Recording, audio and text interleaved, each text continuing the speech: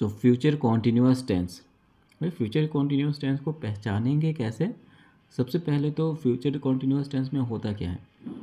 Future that means जो काम अभी हुआ नहीं है और ना ही हो रहा है, वो काम फ्यूचर में होगा। And future continuous tense that means जब आप वो चीज़ को डिस्क्राइब कर रहे होगे फ्यूचर में होगा, तो उस टाइम पे वो प्रोग्रेसिव मोमेंट में होगा, वो हो रहा होगा उस टाइम पे, तो उस चीज़ को कहते हैं फ्यूचर कॉन्टिन्यूअस टेंस। वो सेंटेंस की कैटेगरी आएगी फ्यूचर कॉन्टिन्यूअस टेंस में। हिंदी के सेंटेंसेस के लास्ट में क्या होगा? उसमें कोई भी सेंटेंस अगर उसके लास्ट में ये आपको ये मिलता है रहा होगा, ठीक है, तो इससे हम इसको पहचान सकते हैं, रहा होगा। दैट मीन्स क्या होगा? जैसे राज जा रहा होगा, मोहन खा रहा होगा, तो इस तरीके से लास्ट में ये होगा रहा होगा। गर्ल से तो फिर रही होगी, ये हो गया रही होगी। रहे होंगे, तो इस टाइप के सेंटेंस, रहे होंगे, रहा होगा, क्या सो रहा होगा, तो ये टाइप के सेंटेंसेस होंगे। जैसे एग्जांपल ले लो आप, मोहन जा रहा होगा,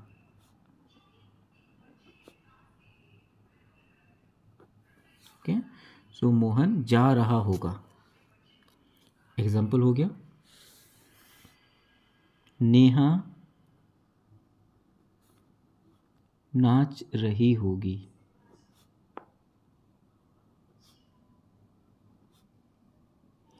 तो इस टाइप के जो सेंटेंसेस होंगे जो फ्यूचर में कॉन्टिन्यूअस फॉर्म में होंगे, वो काम प्रोग्रेसिव मोमेंट में होगा। अब इसका फॉर्मूला ले लेते हैं। पहले लेते हैं एफर्मेटिव सेंटेंस का, जो कि पॉजिटिव सेंटेंस होते हैं। एफर्मेटिव सेंटेंस का फॉर्मूला क्या होगा इसका? सबसे पहले क्या आएगा? सब्जेक्ट, उसके बाद फिर विल बी लगेगा, फ्यूचर है अपना, सो विल बी। इसके बाद फिर वर्ब का फर्स्ट फॉर्म, वर्ब के फॉर्म्स होते हैं, first form, second form, third form.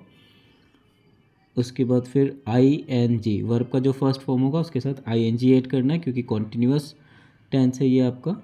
इसके बाद फिर ऑब्जेक्ट। ये है आपका फॉर्मूला। इसको कैसे पहचानेंगे? रहा होगा, रही होगी, रहे होंगे, ये सब सेंटेंसेस के लास्ट में होगा। जब आप इसको आइडेंटिफाई कर लेते हो कि ये फ्यूचर कॉन्टिन्यूअस टेंस का सेंटेंस है, तो आपके पास फॉर्मूला है जिससे आप इसको इंग्लिश में ट्रांसलेट करोगे, ठीक है। सो सेंटेंस ले लेते हैं एग्जाम्पल, राज जा रहा होगा। अब इसको इंग्लिश में कैसे ट्रांसलेट करेंगे?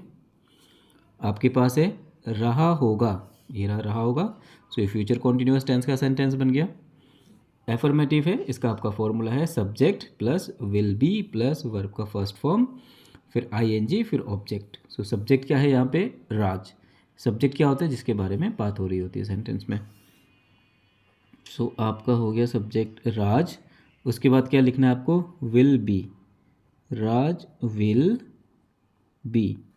वर्ब क्या है यहाँ पे? जा रहा होगा, जा, दैट मीन्स ये है आपका वर्ब। जा, जा मीन्स जाना। अब जाना को इंग्लिश में क्या कहते हैं? गो कहते हैं। सो गो का फर्स्ट फॉर्म क्या है? गो ही है। सो गो का फर्स्ट फॉर्म हो गया गो, इसके साथ आप लगाओगे आई एन जी, तो ये हो जाएगा going. So Raj will be going, ये आपका सेंटेंस रेडी हो गया। राज जा रहा होगा, ये हो गया राज विल बी गोइंग। एक और एग्जांपल लेते हैं, मोहन आ रहा होगा। जैसे हो गया मोहन आ रहा होगा।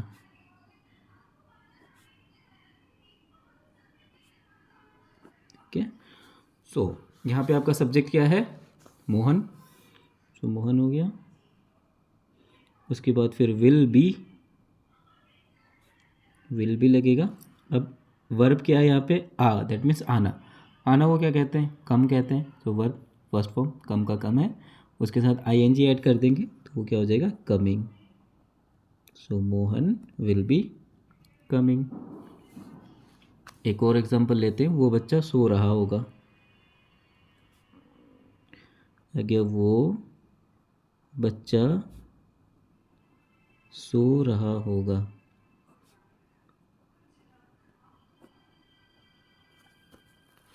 अब यहाँ पे आपका सब्जेक्ट क्या है? यहाँ पे आपका सब्जेक्ट है वो बच्चा। अब उसको क्या कैसे लिखेंगे? दैट मीन्स दैट किड, वो बच्चा, दैट किड। फिर है विल बी। सो इसे फॉर्मूले से ही सेंटेंस बनते हैं, आपको फॉर्मूला क्लियर रखना है। Will be. वर्ब क्या है यहाँ पे? सो, दैट मीन्स सोना, उसको क्या कहते हैं? स्लिप।